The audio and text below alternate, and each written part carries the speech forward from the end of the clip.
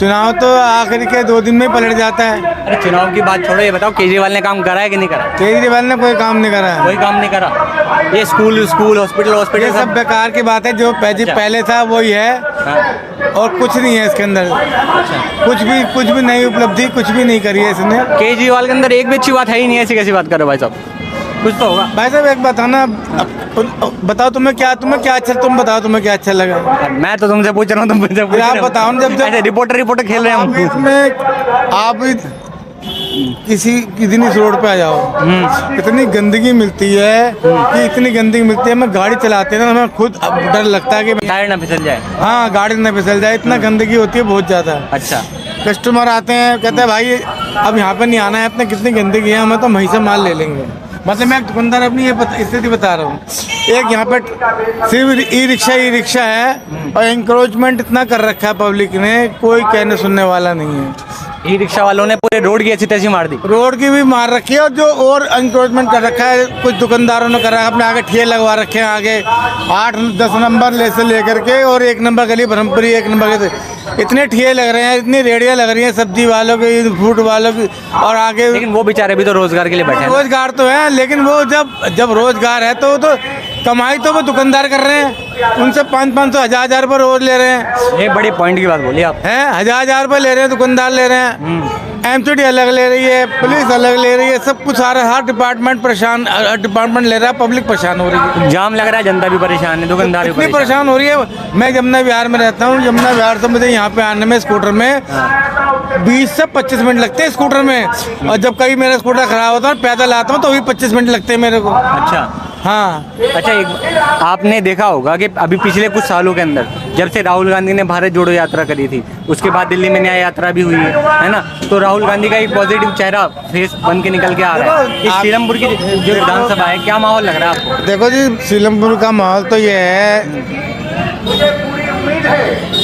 Public को जो काम अच्छा करेगा, जो उसका फायदे ले करेगा, वो तो वहाँ पे चली जाती है। सही। सीलमपुर की पोजीशन तो यही है। बाकी और जगह लोग क्या देखते हैं, क्या समझते हैं, लेकिन यहाँ पे केजरीवाल ने कुछ भी काम नहीं किया। केजरीवाल को ये सीट भूल जानी चाहिए, बस खत्म है सीट यहाँ पे तो मुश्किल लग रहा है। जो उसके अपना मिलने जुलने वाले ज़्यादा चांस किसके लग रहे हैं, बीजेपी की कांग्रेस के? 2 पार्टियां बची बस अब। देखो ऐसा है, यहाँ पे त्रिकोणीय मुकाबला हो गया। त्रिकोणीय मुकाबला इसलिए हो गया क्योंकि ऐसा है, रहमान जी पहले आप में थे। सही। और तुम्हारा ये मतीन साहब जो थे कांग्रेस में थे, अब इन्होंने अल्टा पल्टा कर लिया। अब दोनों ने अल्टा पल्टी कर लिया है। अब जो उनकी सहानुभूति वाले आदमी वो उनको वोट डालेंगे, जो उनकी सहानुभूति वाले वोट डालेंगे, जो पार्टी वाले आदमी वो अपनी पार्टी को वोट डालेंगे। दुकानदार की हैसियत से बताओ, अगर इस क्षेत्र का विकास करना है तो किसको वोट देना चाहिए, किससे उम्मीद है आपको एज एन दुकानदार? देखो जी, यहाँ पे तो सिर्फ 2 ही पार्टी जीत सकती हैं, कांग्रेस जीतेगी या आप जीतेगी। बीजेपी का कोई नाम नहीं है? ऐसा ना, मेजोरिटी नहीं है ना, बीजेपी की तो आएगी नहीं। जब एक आदमी पे 100 में से 10 आदमी तो एक आदमी के पास है, और 90 आदमी एक तरफ है, तो उन दोनों में मुकाबला चलता है। तो उनमें से जो भी जीत जाएगा वो जीत जाएगा। या तो कांग्रेस जीतेगी, अब क्या होता है, कांग्रेस आनी चाहिए, आपको नहीं आनी चाहिए। आप नहीं आनी चाहिए, कांग्रेस आ जाए? कांग्रेस को ही आना चाहिए। कांग्रेस का कैंडिडेट जो है थोड़ा धांसू होना, बढ़िया हो तो काम बढ़िया होना चाहिए। क्या लगता है कि धांसू हैं अब्दुल रहमान? वैसे मेरे को तो लगता नहीं है। धांसू है कि आंसू निकालेंगे बताओ?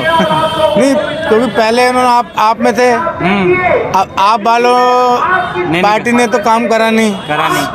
अभी आ गए हैं, उसके अंदर को टिकट नहीं मिली तो उसमें आ गए हैं। सही। अब ये पार्टी जो हाईकमान है वो अपने कैंडिडेट से क्या काम करवाता है, ये उसके ऊपर डिपेंड है।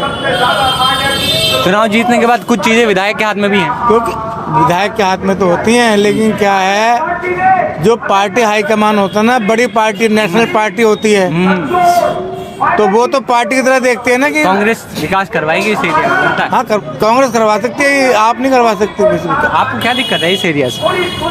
इस एरिया से है, देखो मैंने आपको बताई समस्या अंदर की बात बताऊँ मुझे कि आम आदमी पार्टी यहाँ पे कमजोर किस लिए हो गई?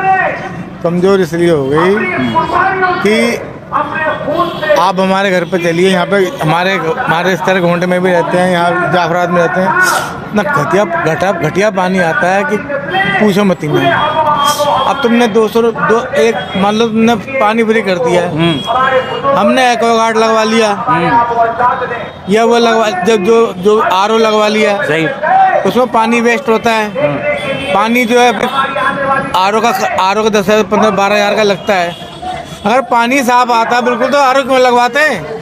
सही बात, ये है ना पॉइंट की बात, क्या पानी फ्री दे के भी फ्री नहीं है पानी? फ्री नहीं है। अच्छा, बिजली का बताओ, बिजली का बताओ। और वेस्ट हो रहा है। हाँ, आर ओ में जब पानी लगता है, हमें 20 लीटर पानी निकालना है तो 40 लीटर पानी केजरीवाल जी कहेंगे आपकी गलती, आर ओ क्यों लगवाया?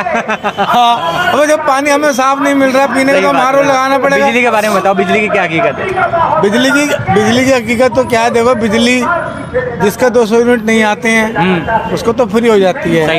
अगर 1 यूनिट फ्री हो जाता है तो उसका फिर उन्होंने मीटर किराया बहुत ज़्यादा बढ़ा दिया है। घरों का कम कर दिया, दुकानदारों को बढ़ा दिया। ये कहना चाह रहे हो? दुकानदार को तो फ्री पहले भी नहीं था ना आप पे। हाँ, दुकानदार वो तो तो बेचारे commercial झेल रहे हैं है। शुरुआत से। वो तो फ्री पहले भी नहीं, अब उनका एक यूनिट भी नहीं आएगा तब भी उनका 800 रुपये बिल आएगा। सही सही, समझ गए? उनको तो छोड़ो आप, छोड़ दिया। जो घरेलू हैं अब 200 यूनिट आपने दी, हाँ, 200 यूनिट के बाद 1 यूनिट पर तो उसका 200 का भी चार्ज हो गया, समझ। तो उस 200 का फायदा क्या हुआ? सही। ठीक है। दूसरी बात क्या है, इन्होंने अदर मीटर में इतने महंगे चार्ज लगा दिए कि पूछो मत ही ना।